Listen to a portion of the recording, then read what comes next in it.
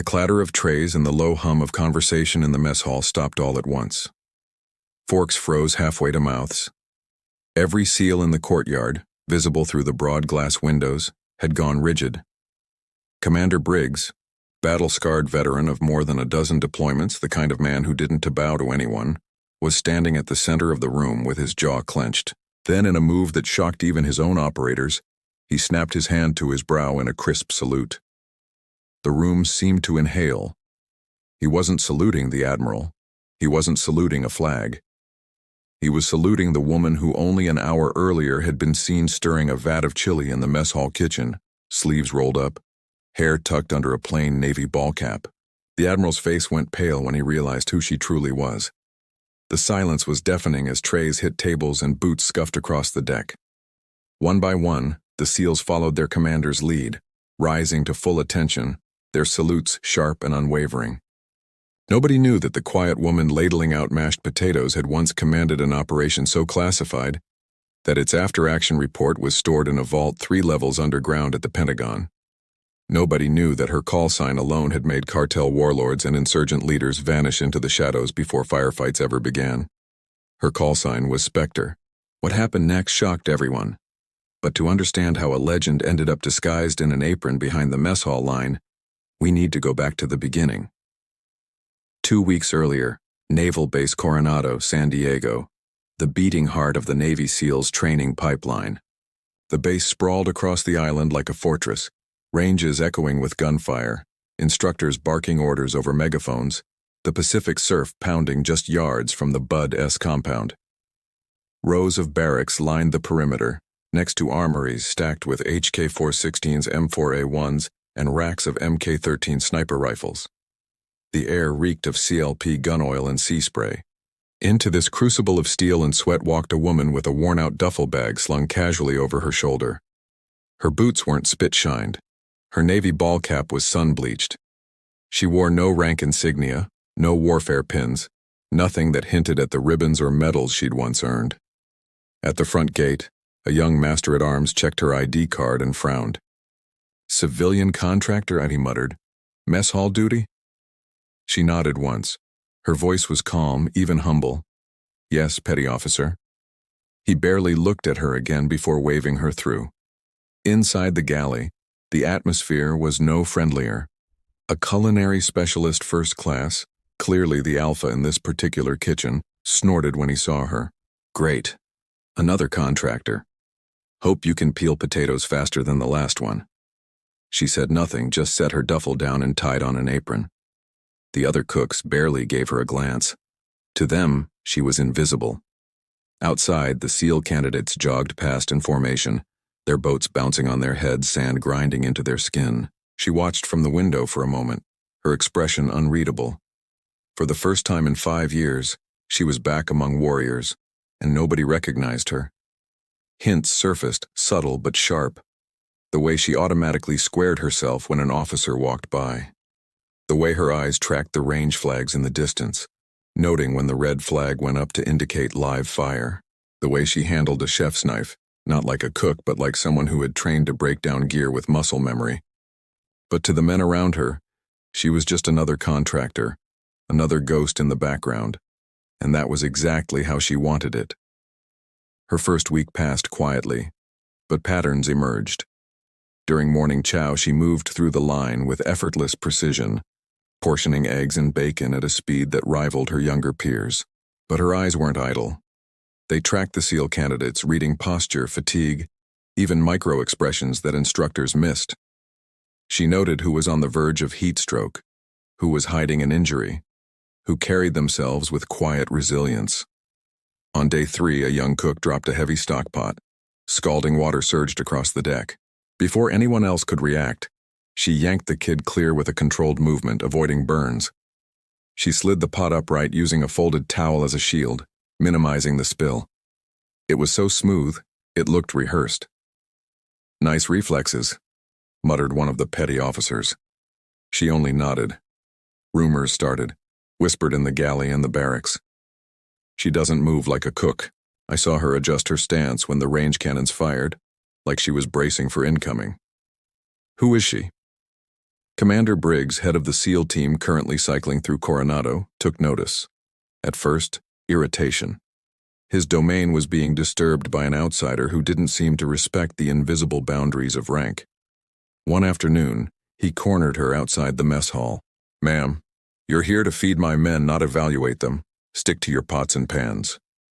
Her eyes met his, calm but unflinching. "Understood, Commander." But later that evening, during a night training swim, 2 candidates suffered near hypothermia after a riptide dragged them.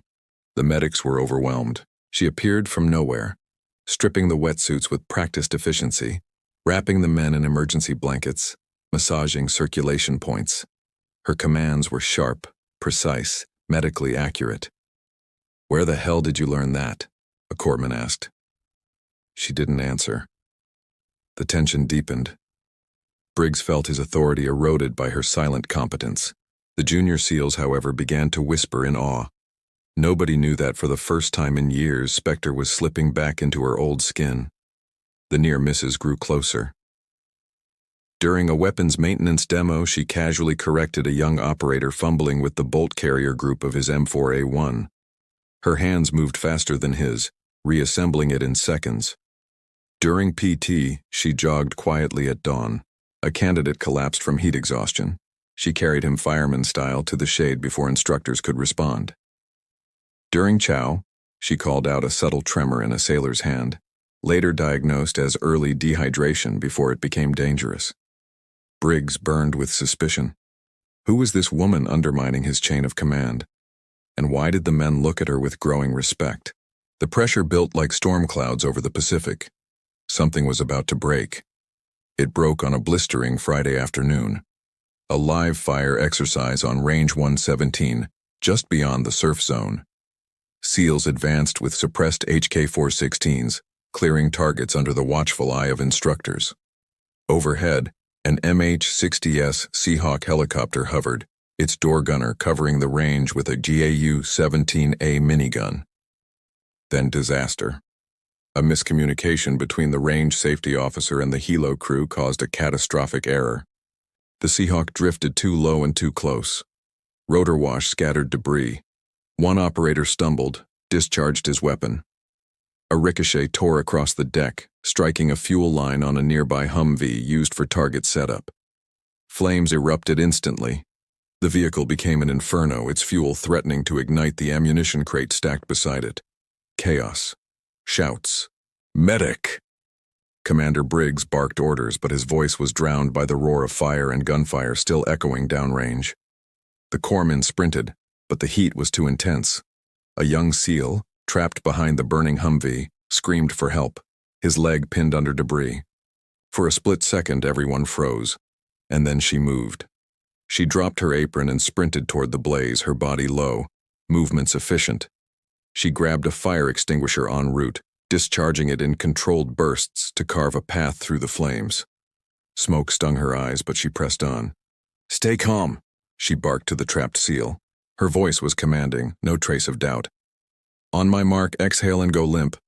I'm pulling you free." With a surge of strength, she heaved the debris, dragging him clear just as the ammo crate began to pop from heat expansion. She checked his vitals in seconds. Pulse rapid, breathing shallow, signs of shock. She applied a tourniquet with practiced precision, cinching it above the wound. Then she directed the nearest corpsman. "Start IV fluids, normal saline wide open. He's hypovolemic." The corpsman obeyed instantly, stunned by the authority in her tone. Finally, she keyed the radio clipped to a stunned instructor's vest. Her call was flawless. "Range control, this is emergency medical. One operator down, GSW with crush injury, tourniquet applied. Immediate case evac required. Marking LZ with yellow smoke." She popped the smoke grenade, her movements automatic. The Seahawk repositioned. Medics fast roping down. Within minutes, the injured SEAL was stabilized and lifted out. When the fire was contained and the dust settled, all eyes turned to her. The silence was deafening as operators, instructors, and even Briggs realized she had taken command in the most critical moment, saving a life with expertise they couldn't match. That night, the mess hall was packed. The rescued SEAL lay in the base hospital, alive because of her actions. Briggs entered, his face a storm of conflict. Behind him trailed the Admiral, summoned after the incident. The galley fell silent. Every cook froze. Every SEAL in the courtyard drifted in, sensing something monumental. The Admiral's gaze locked on her. "Name," he demanded. For a long moment she said nothing. Then, with quiet dignity, she removed her ball cap. Her eyes burned steady. "Commander Evelyn Ross, call sign Spectre, former DevGru Gold Squadron, Silver Star, 3 Bronze Stars with Valor, Navy Cross. Retired 5 years ago." Gasps rippled through the hall. Trays clattered to tables. The Admiral's face went pale when he realized who stood before him. He remembered the classified files, her leadership during Operation Iron Dagger, when she led a hostage rescue so daring it was still whispered about in Pentagon corridors. Her call sign alone made them tremble. Every SEAL in the courtyard snapped to attention. And then, in the unlikeliest of moments, Commander Briggs, the man who had doubted her, dismissed her, even scorned her, was the first to salute. The rest followed, a wave of respect rolling through the hall until every operator stood rigid, saluting the legend who had returned not with fanfare but with humility. She returned the salute, her expression calm, almost reluctant. "I didn't come back for recognition," she said softly. "I came back to serve in the only way I knew would keep me close to the teams, quietly, behind the scenes, feeding you, watching over you." Briggs lowered his hand, shame and respect in equal measure. "Ma'am, I was wrong." She gave the faintest smile. "You weren't wrong. You just didn't know." What happened next shocked everyone, but it left an indelible mark. The day a woman disguised in the mess hall was recognized not for the food she served, but for the lives she saved, and the legend she embodied.